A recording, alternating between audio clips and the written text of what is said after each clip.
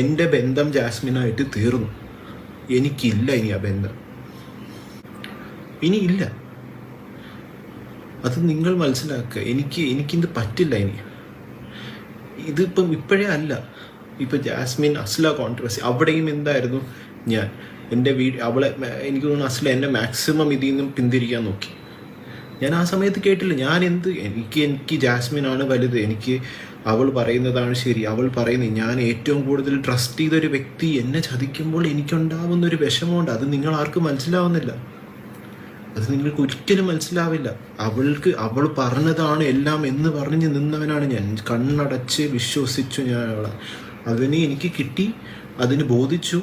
ഇനി അവൾ എന്ത് എക്സ്പ്ലനേഷൻ കൊണ്ടുവന്നാലും എനിക്ക് കേൾക്കാൻ താല്പര്യവുമില്ല. അത് തീർന്നു. ഈ ഒരു വിഷയം എനിക്കിനി കേൾക്കുകയും വേണ്ട. നിങ്ങളെല്ലാവരും എനിക്ക് മനസ്സമാധാനമായിട്ട് ഈ ഒരു കാര്യത്തിന് എൻഡ് ചെയ്ത് തന്നാൽ മതി.